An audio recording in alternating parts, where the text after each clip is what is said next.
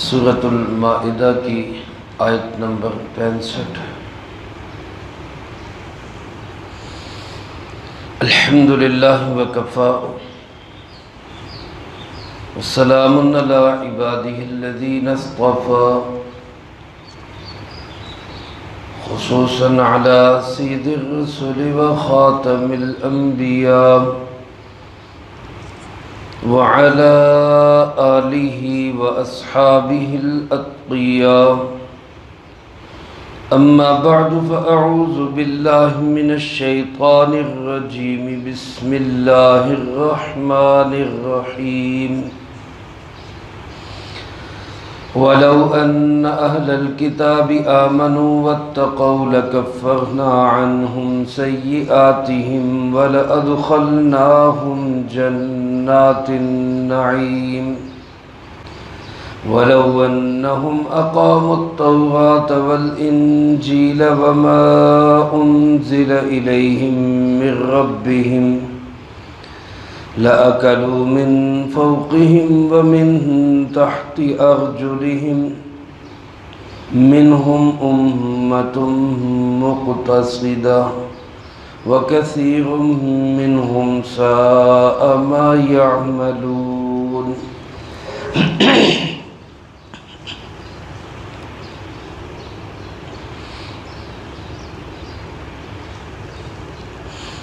اس آیت مبارکہ میں،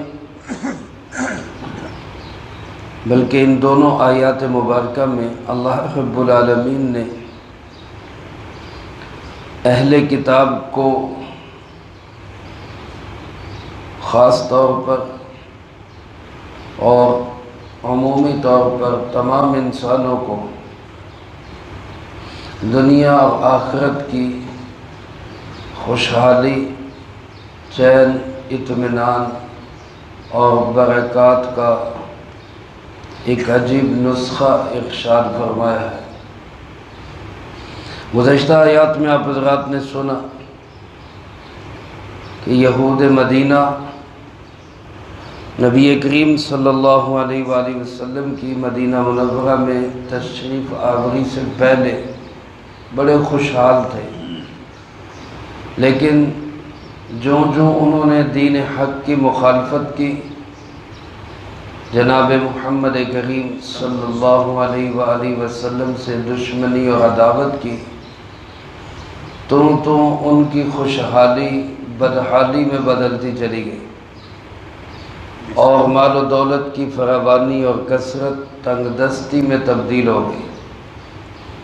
بجائے اس سے کہ اس سے متاثر ہوتے، اثر لیتے اور ڈر جاتے، اللہ سے معافی مانگ لیتے، توبہ کر لیتے، الٹا انہوں نے جناب محمد کریم صلی اللہ علیہ وسلم کی اور زیادہ مخالفت شروع کر دی۔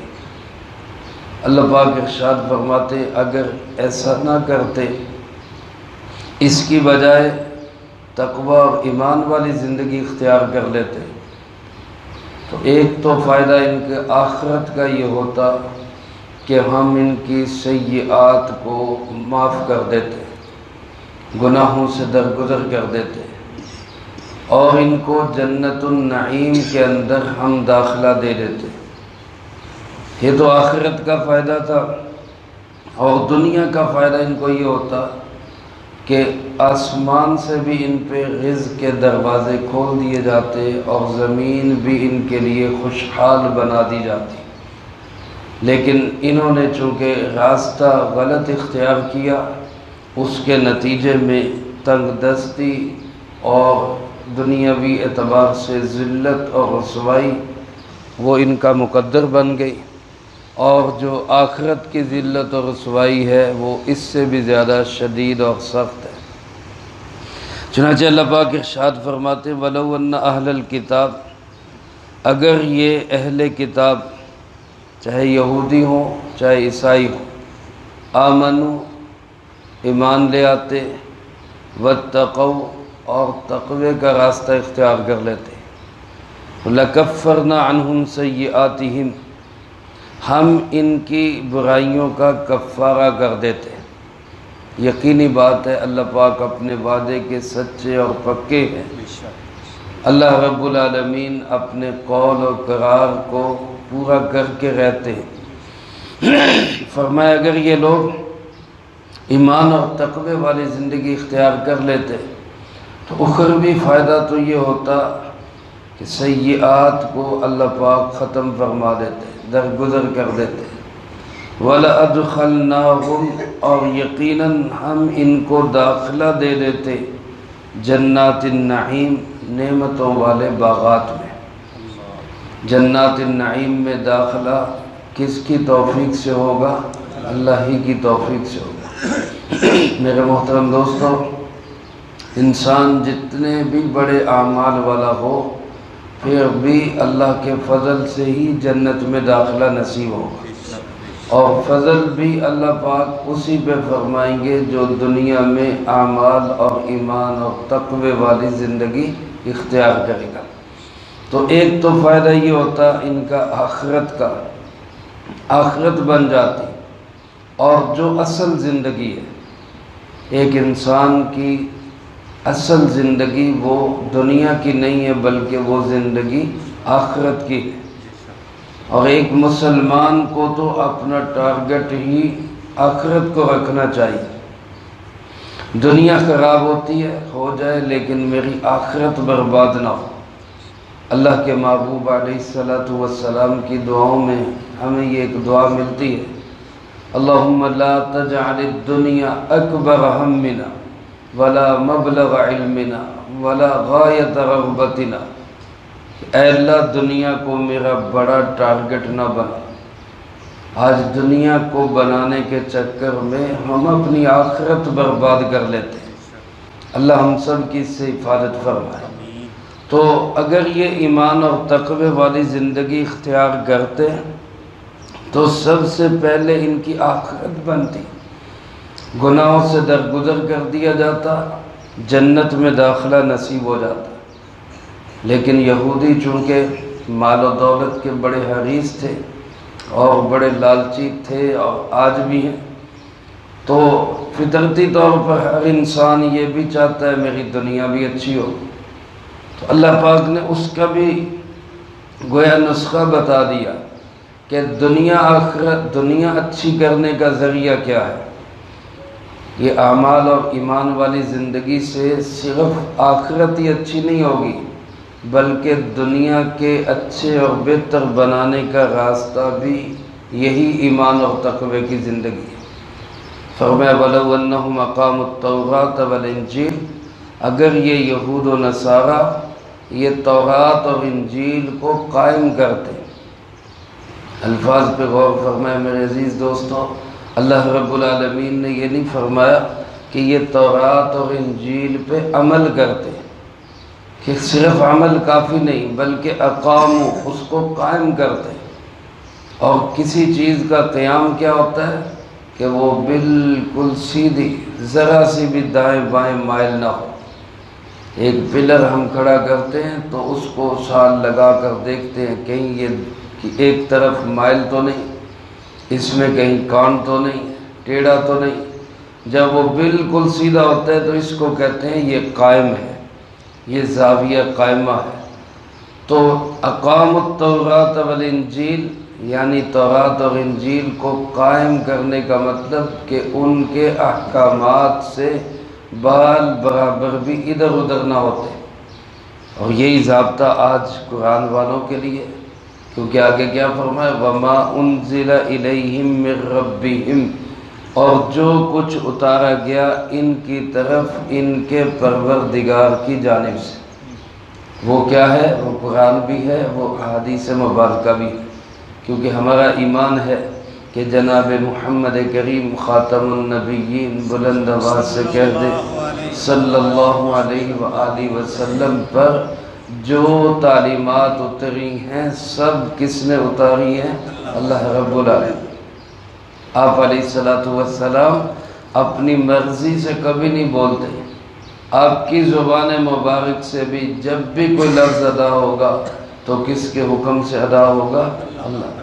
وَمَا يَنْتِقُ عَنِ الْهَوَىٰ ان هو الا وحی یوحی، میرا محبوب اپنی مرضی سے نہیں بولتا، یہ جب بولتا ہے جب اللہ بلواتا ہے۔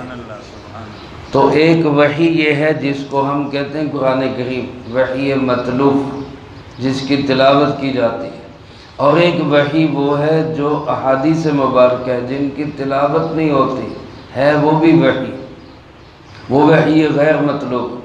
تو جو کچھ ان کے رب کی طرف سے نازل کیا گیا وہ قرآن کی شکل میں ہو، وہ فرامین محمد کریم صلی اللہ علیہ وسلم کی شکل میں ہو، سب کو قائم کرے، یعنی قرآن و سنت سے ایک بال برابر بھی دائیں بائیں نہ ہو۔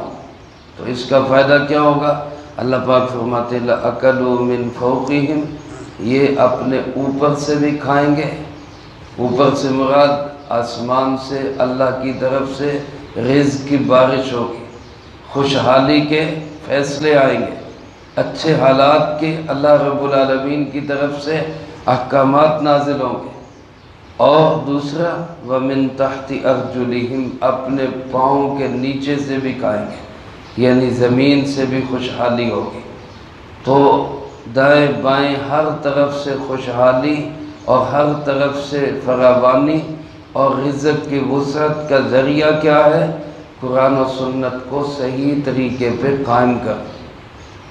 میرے محترم دوستو، آج اگر کوئی شخص یہ کہے کہ جی آج ہم دیکھتے ہیں کہ جو بالکل غیر مسلم ہیں ان کے ہاں تو خوشحالیاں ہیں، ان کے ہاں تو مال و دولت کی فراوانی ہے، اور جو مسلمان ہیں وہ اکثر تنگ دست ہیں، اور مسلمانوں میں بھی جو جتنے نیکی کی راہ پہ چل رہے ہیں اکثریت پہ حالات آ جاتے ہیں۔ تو یہ قرآن کریم کی آیات تو جو بتا رہی ہیں اس کے مطابق کیسے ہوگا؟ تو علماء نے لکھا ہے کہ ایک تو یہ وعدہ اس زمانے کے یہودیوں اور عیسائیوں سے تھا، یہ عام ضابطہ نہیں ہے، سب کے لیے نہیں ہے کہ جو بھی قرآن و سنت پہ عمل پیرا ہوگا اس کی دنیا بھی خوشحال ہوگی، سب کے لیے یہ ضابطہ نہیں، یہ اس زمانے کے یہود و نصارہ کے لیے تھا، اور ان کے ساتھ واقعی ایسا ہوا کہ جو بھی مسلمان ہوتا گیا اللہ پاک نے اس کو دنیا میں بھی خوشحالی عطا کی، آخرت میں بھی کامیابی عطا کی۔ اور دوسری بات بعض مفسرین کرام رحمہم اللہ نے لکھی ہے کہ آج بھی اللہ رب العالمین کا ضابطہ یہی ہے، آج کے مسلمانوں کے لیے بھی یہی ہے۔ البتہ خوشحالی کے دو طریقے ہیں۔ ایک طریقہ خوشحالی کا یہ ہے کہ مال و دولت کی کثرت ہو، آج ہم کثرت کو خوشحالی سمجھتے ہیں، لیکن جو اصل خوشحالی ہے وہ کثرت نہیں، وہ برکت ہے۔ کسی کے پاس مال و دولت کی کثرت بے شک ہوگی، لیکن ضروری نہیں کہ وہ خوشحال بھی ہو۔ لیکن کوئی ایسا ہوگا کہ اس کے پاس مال و دولت کی بہتات نہیں ہے، کثرت نہیں ہے، لیکن اس کی زندگی میں سکون ہے، خوشحالی ہے، اطمینان ہے، چین ہے۔ میرے محترم دوستو، یہ اطمینان، چین، سکون اور خوشحالی جو اللہ نصیب فرماتے ہیں وہ تقوی کی بنیاد پہ نصیب فرماتے ہیں۔ ایک چنانچہ دوسری جگہ ارشاد فرمایا کہ جو تقوی اختیار کرتے ہیں وَمَن يَتَّقِ اللَّهَ يَرْزُقْهُ مِنْ حَيْثُ لَا يَحْتَسِبُ، جو اللہ کا ڈر اور تقوی دل میں پیدا کرتے ہیں اللہ ان کو ایسی جگہ سے روزی دیتا ہے جہاں سے ان کا وہم و گمان بھی نہیں ہوتا، جہاں خیال بھی نہیں ہوتا، اللہ وہاں سے رزق دیتا ہے۔ اس لیے ایمان، اعمال اور تقوی والی زندگی آج بھی اگر کوئی اختیار کرے گا تو اللہ پاک اس کی آخرت بھی بنائیں گے، اس کی دنیا بھی بنائیں گے۔ یہ سبق میرے اور آپ کے لیے بھی ہے کہ اگر یہود و نصارہ نے تورات و انجیل کو چھوڑا تو دنیا میں بھی ذلت و رسوائی ان کا مقدر بنی، آخرت بھی برباد ہوئی۔ اگر آج ہم قرآن و سنت سے منہ موڑیں گے، اللہ و اللہ کے رسول علیہ السلام کے پیغام کو پس پشت ڈالیں گے تو پھر ہمارے لیے بھی یہی ہوگا کہ دنیا آخرت کی ذلت و رسوائی ہمارا مقدر بنے گی۔ اللہ ہم سب کی اس سے حفاظت فرما۔ تو آج بھی دنیا آخرت کی خوشحالی، فراوانی، عزت، چین، سکون، اطمینان کا راستہ یہی ہے کہ ہم اللہ کے پیغام کو دنیا میں قائم کریں، خود اپنی ذات سے لے کر اپنے گلی محلے سے لے کر پورے جہان میں اس کے نفاذ کی کوشش کریں۔ اللہ ہمیں اس کی توفیق نصیب فرمائے۔ تو جو کہ یہ پیچھے پورا چیپٹر گزرا یہودیوں کی بری عادات بیان کی گئی، لیکن قرآن کریم کا اعتدال دیکھیں۔ اللہ پاک فرماتے منہم امت مقتصدہ، سارے ایک جیسے نہیں ہیں، لیسوا سواء، سب برابر نہیں ہیں، ان میں کچھ اچھی سوچ رکھنے والے، اعتدال والے بھی ہیں، میانہ روی پہ چلنے والے بھی ہیں۔ چنانچہ یہودیوں میں حضرت عبداللہ ابن سلام رضی اللہ تعالیٰ بڑے عالم تھے، مسلمان ہوئے۔ عیسائیوں میں حاتم طائی کے بیٹے حضرت عدی بن حاتم رضی اللہ تعالیٰ مسلمان ہوئے، اور بہت سارے یہودی اور عیسائی وہ جناب محمد کریم صلی اللہ علیہ وسلم پہ ایمان لائے بھی ہیں، آج بھی لا رہے ہیں۔ لیکن یہ سب جو ایمان لاتے ہیں وہ دین حق کے دلائل سے متاثر ہو کر، اس کی تعلیمات سے متاثر ہو کر، جبراً نہیں۔ اللہ پاک فرماتے ہیں یہود و نصارہ میں سارے ایک جیسے نہیں ہیں، اچھے لوگ بھی ہیں، اور جو اچھائی کو دیکھ کر مان لیتے ہیں، تسلیم کر لیتے ہیں، وہ دوہرے اجر کے مستحق بن جاتے ہیں۔ لیکن فرمایا وَكَثِيرٌ مِّنْهُمْ سَاءَ مَا يَعْمَلُونَ، اکثریت کی حالت یہ ہے کہ وہ برے اعمال میں مبتلا اور ملوث ہے۔ اکثریت آج بھی دیکھ لے کن کے پاس ہے اور کیا کر رہے ہیں، اور آج بھی میرے عزیز دوستو دین والے، ایمان والے، تقوی والے وہ تعداد کے اعتبار سے کم ہی ہیں، لیکن اللہ رب العالمین کی مدد و نصرت بہرحال ان کے ساتھ ہے۔ آزمائشیں آ جاتی ہیں، وقتی حالات آ جاتے ہیں، وہ بھی ان کو درجات کی بلندی کا سبب بن جاتے ہیں۔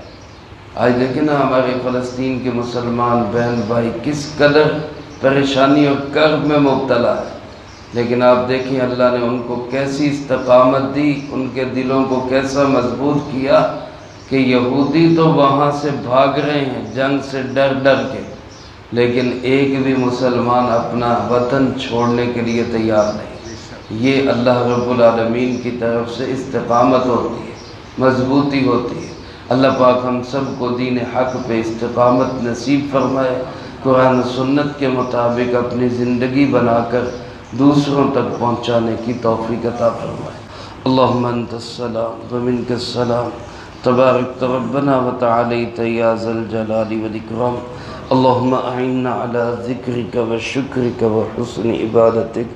اللہم احسن عاقبتنا فی الامور کلہا وأجرنا من خزي الدنيا وعذاب الآخرة۔ اللهم باقية كباقية الوليد، اللهم استر عوراتنا وآمن روعاتنا، اللهم إنا نجعلك في نحورهم ونعوذ بك من شرورهم، اللهم اكفنا بحلالك عن حرامك وأغننا بفضلك عمن سواك، اللهم اكفنا كل مهم من حيث شئت ومن أين شئت، رب اغفر وارحم وأنت خير الراحمين، رب ارحمهما كما ربياني صغيرا، اللهم ربنا هب لنا من أزواجنا وذرياتنا قرة أعين واجعلنا للمتقين إماما۔